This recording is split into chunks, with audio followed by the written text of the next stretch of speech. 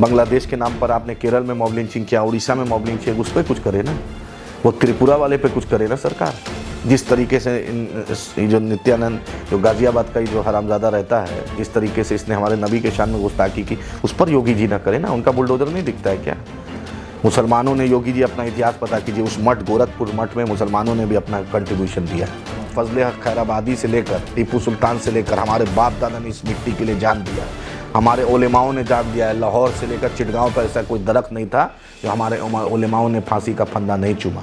हम इनकी तरह नहीं थे, जनसंघ की तरह दलाल जो जाकर श्यामा प्रसाद मुखर्जी और मुस्लिम लीग के साथ बंगाल में नॉर्थ फ्रंटियर में सरकार बनाए थे। हमने हुब्बुल वतनी हमारे खून में, जो आपसी भाईचारा दिया। हमने कभी किसी दलित भाई को कमर में झाड़ू लगाने नहीं बोला, कमर में किसी को मटका लगाने नहीं बोला था। हमने तो हमेशा गले लगाया। इस्लाम की बुनियाद, मुसलमानों की पहचान है, इंसानियत से बढ़ के कोई धर्म नहीं है। ये हमें पहला चीज़ सिखाया गया कि इंसानियत, कोई हमारे में इम्तियाज़ नहीं है, कोई बड़ा छोटा नहीं है। अल्लाह के नबी ने आखिरी फतवा में कह दिया था, everybody is equal before almighty Allah. इसी बीच जो चर्चाएं चल रही हैं, कह रहे हैं कि आदिल हसन MLC बनने वाले हैं इस बार। भाई मुझे मेरा ऐसा कोई प्लान ना आया है, ना कोई डिस्कशन हुआ है। बोल रहे अच्छी बात है, उसका शुक्रिया जो चाहते हैं, मैं उनका शुक्रिया। लेकिन हम लोग चाहेंगे कि हमारे पार्टी के जो जनरल सेक्रेटरी हैं इंजीनियर आफ्ताब साहब, ऐसी शख्सियत, पढ़ी लिखी शख्सियत जाए। उन्होंने इस पार्टी को, मजलिस इत्तेहाद मुस्लिमीन को बिहार में लाया। अख्तरुल ईमान साहब के साथ कंधे से कंधे मिला के चलने वाली शख्स का नाम इंजीनियर आफ्ताब साहब है। सबसे ज़्यादा पार्टी के आइडियोलॉजिकल कमिटेड लीडर में है, एक चेहरा है, मुखलिस हैं, जिन्होंने कुछ तवक्को आज तक नहीं की, पार्टी से कुछ नहीं मांगा। तो ऐसी शख्सियत जाए, और अल्लाह ने उनको सलाहियत दी है, इल्मी सलाहियत भी, अदबी सलाहियत भी, हर कुछ दिया है। तो ऐसे लोग जाएंगे तो अच्छा रहेगा। एक चीज़ और है कि आजकल बड़े बयान दिए जाते हैं, खासकर मुंबई की अगर बात की जाए तो बीजेपी की एक नेता है नवनीत राणा, उन्होंने कहा कि इनके पास 19 बच्चे होते हैं तो कम से कम 4 तो हिंदुओं को करने चाहिए। क्या कहेंगे? भाई कौन आपको मना किया मैडम? पहले आप 4 कर लीजिए, 6 कर लीजिए आप। 2 जो 4 के अलावा जो कीजिएगा हॉस्पिटल का खर्चा हम लोग दे देंगे, कर लीजिए। नहीं तो आप तो एक्स MP हैं तो कुछ मेडिकल का असिस्टेंस मिलेगा आपको। आपके पति भी MLA हैं तो उसका भी मिलेगा, फैमिली को मेडिकल असिस्टेंस देता है, विधानसभा से मिलता है, उससे हो जाएगा। या बोलिएगा तो हैदराबाद में वो ऐसी हॉस्पिटल है, उसमें अगर चाहिएगा तो हम लोग गुजारिश करेंगे अपने लीडर से कि इनको, मैडम चाहती हैं कि देश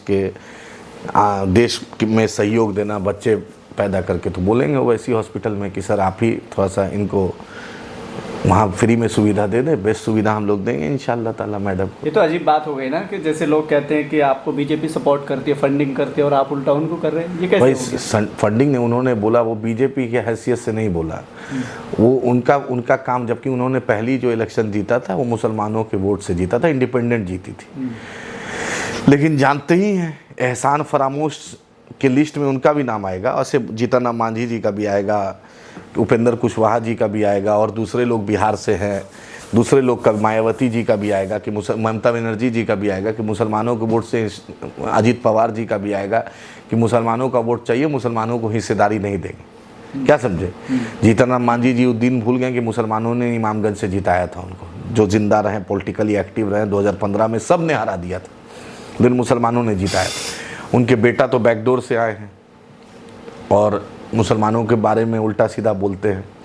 और एक बिहार में एक राज्यसभा से गए हैं मिस्टर कुशवाहा, वो भी जो हैं। तो जनता सबको लाइन पे लाएगी, इनको भी लाई, लोकसभा में हराई मैडम को। तब क्या कोई जान रहा नहीं था। स्मृति ईरानी क्या की कि आज तक से इंटरव्यू दे रही हैं, इससे इंटरव्यू दे रही हैं, अब मार्केट से उड़ी हुई हैं। तो यही करके कोई लोग इंटरव्यू में सुन लिया। अब नवनीत राणा को 1.5 साल से कोई नहीं जान रहा था, कोई नहीं जान रहा था। ये बोलकर लोग जानने लगा, आप टाइम देने लगे। इन लोग टाइम में मत दीजिए, पहले खुद पर अमल करें। ये मशवरा है। अगर आप चाहती हैं 4 बच्चे करना, दूसरे को, जो दूसरे गैर मुस्लिम भाई, हिंदू भाई को आप दे रही, पहले आप एग्जाम्पल सेट कीजिए। 2 नन्हे मुन्ने भतीजे को लाइए, भाभी हम लोग तैयार है, स्वागत करेंगे। छठी में बुलाइएगा, छठी में आएंगे, मुंडन में बुलाइएगा, मुंडन में आएंगे, जनेऊ में बुलाइएगा, जनेऊ में बुलाएंगे। जिस चीज़ में प्रोग्राम में बुलाइएगा आपको जाएंगे और बोलेंगे कि मुसलमानों से इतनी नफरत मत कीजिए। मुसलमानों के एहसान के तले आप भी दबी थी, आपके शौहर को भी लोगों ने दिया था वोट। इतना बड़ा एहसान फरामोश मत बनिए।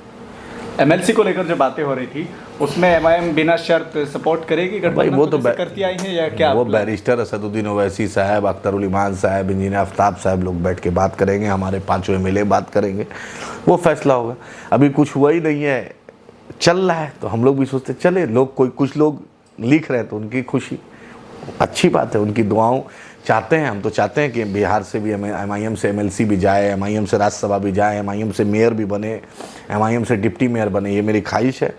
चाहते हैं हिंदुस्तान के मुख्तलिफ रियासत से एमआईएम का एमएलए जीते, ये मेरी ख्वाहिश है। उन लोगों की भी ख्वाहिश है, इसलिए हम मोहब्बत में लिख रहे हैं, उनका हम शुक्रगुजार हैं कि अल्लाह अगर मौका देगा तो एमआईएम को दे मौका। एमआईएम जिस तरीके से विधानसभा में अख्तरुल ईमान साहब और 5 एमएलए नुमाइंदगी करेंगे, इंशाल्लाह उम्मीद है कि एमएलसी जो साहब बनेंगे उनको वो भी करेंगे, जो राज्यसभा जाएंगे वो भी करेंगे, जो लोकसभा में आपने देखा इम्तियाज जलील साहब, बैरिस्टर असदुद्दीन ओवैसी साहब ने किया, उस तरीके से एमआईएम का और कोई नुमाइंदा जाएगा, इंशाल्लाह वो भी करेगा।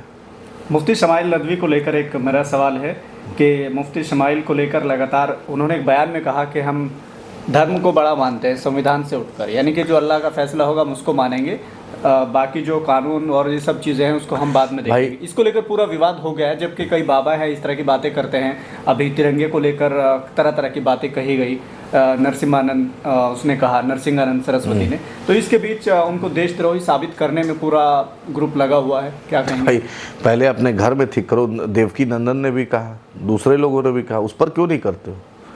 उस पर करो ना भाई। मॉब लिंचिंग किया आपने त्रिपुरा के नॉर्थ ईस्ट के नौजवानों को, उस पर कुछ करो ना। बांग्लादेश के नाम पर आपने केरल में मॉब लिंचिंग किया, उड़ीसा में मॉब लिंचिंग, उस पर कुछ करे ना।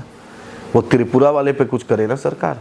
जिस तरीके से ये जो नित्यानंद, जो गाज़ियाबाद का ये जो हरामज़ादा रहता है, जिस तरीके से इसने हमारे नबी के शान में गुस्ताखी की, उस पर योगी जी ना करे ना। उनका बुलडोज़र नहीं दिखता है क्या? मुसलमानों ने, योगी जी अपना इतिहास पता कीजिए, उस मठ गोरखपुर मठ में मुसलमानों ने भी अपना कंट्रीब्यूशन दिया। ऐसा नहीं कि आप लेकर आए थे, इसलिए किसी का एहसान मत भूलिए। उस मठ में मुसलमानों का भी कंट्रीब्यूशन। और हम हर धर्म की इज्जत करते हैं।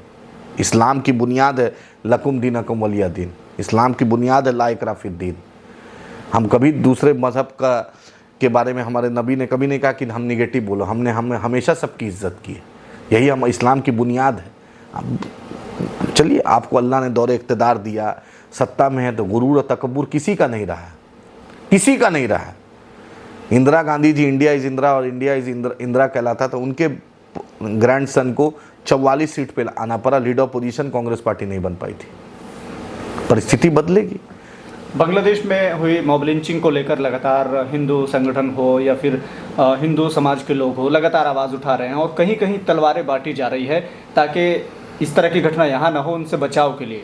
क्या कहेंगे आप? खुले मंचों से तलवारें बांटी? तो उनको बोलिए कि प्रधानमंत्री जी अपनी बहन शेख हसीना को क्यों रखे हुए? उस सैनूर एक नाम का लड़का एथीस्ट था, वो जो चर्च में जाकर फादर के साथ बदतमीज़ी किया, जो चर्च में पूरी दुनिया में वेटिकन सिटी प्रधानमंत्री जाते हैं और वहाँ इटली में जाकर पोप से मिलते हैं, और अभी चर्च में भी 25 तारीख को रील बन रहा था प्रधानमंत्री का, और शॉर्ट वीडियो और लॉन्ग वीडियो बन रहा था कि बादशाह सलामत चर्च जा रहे हैं। तो उनको बादशाह सलामत को नहीं दिखता है कि इनके जो नाजायज़ जो हैं उनको समझाना नहीं दिखता है बादशाह सलामत को, कि एक तरफ ढकोसला के लिए आप जाते हैं चर्च में और आपके जो नाजायज़ हैं वो क्या कर रहे हैं, चर्च में किस तरीके से बेहरुमती कर रहे हैं, किस तरीके से लोगों को ज़्यादती कर रहे हैं। आप प्लेटफॉर्म पे कोई नमाज़ पढ़ ले तो केस, हॉस्पिटल में कोई नमाज़ पढ़ ले तो कोई केस, पार्क में कोई नमाज़ पढ़ ले तो कोई केस, और प्लेन में, ट्रेन में गरबा खेल रहा है, कोई नाच रहा है, कोई गा रहा है, कोई मुंबई के लोकल में हर दिन वीडियो आता है, तो वो नहीं दिखता है। हमारे बाप फजले हक खैराबादी से लेकर टीपू सुल्तान से लेकर हमारे बाप दादा ने इस मिट्टी के लिए जान दिया, हमारे उलेमाओं ने जान दिया है। लाहौर से लेकर चिटगांव तो ऐसा कोई दरख्त नहीं था जो हमारे उलेमाओं ने फांसी का फंदा नहीं चूमा। हम इनकी तरह नहीं थे, जनसंघ की तरह दलाल जो जाकर श्यामा प्रसाद मुखर्जी और मुस्लिम लीग के साथ बंगाल में नॉर्थ फ्रंटियर में सरकार बनाए थे। हमने हुब्बुल वतनी हमारे खून में।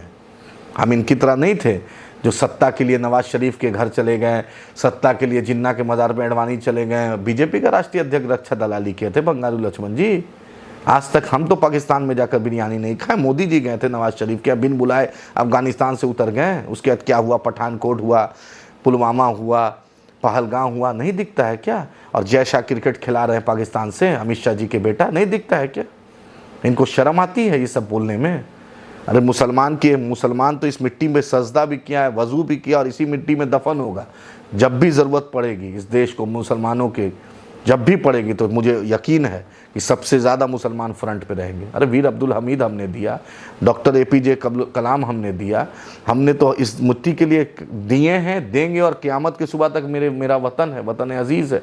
इस मिट्टी से मोहब्बत का सर्टिफिकेट मुझे भाजपाइयों से नहीं चाहिए, जिसने तिरंगा को नहीं माना था, जिसने संविधान को नहीं माना था, जो देश की आज़ादी में कहीं नहीं था।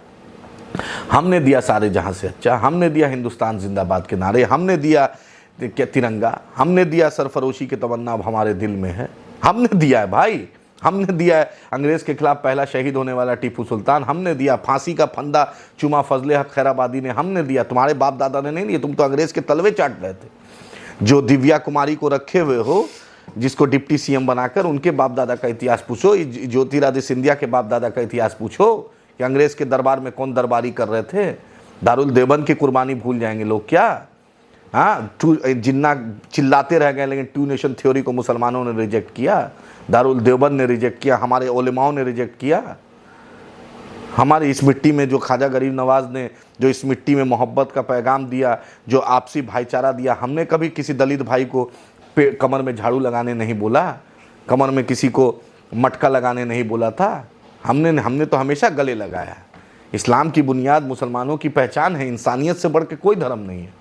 ये हमें पहला चीज़ सिखाया गया कि इंसानियत, कोई हमारे में इम्तियाज़ नहीं है, कोई बड़ा छोटा नहीं है। अल्लाह के नबी ने आखिरी फतवा में कह दिया था, everybody is equal before almighty Allah. ये हमारा पैगाम है। हमारे नबी ने सिखाया, पहले लड़कियों को मार दिया जाता था, हमने मना किया, हमारे नबी ने हमें सिखाया कि नहीं मारो। हमारे यहाँ सती प्रथा नहीं थी, हमारे यहाँ नहीं थी। हम सत्ता के लिए कभी शादी नहीं कराते थे। हाँ, सब कुछ आप करें और इल्ज़ाम मुझ पर। वक्त बदलेगा, जो सूरज उगा है वो सूरज ढलता भी है।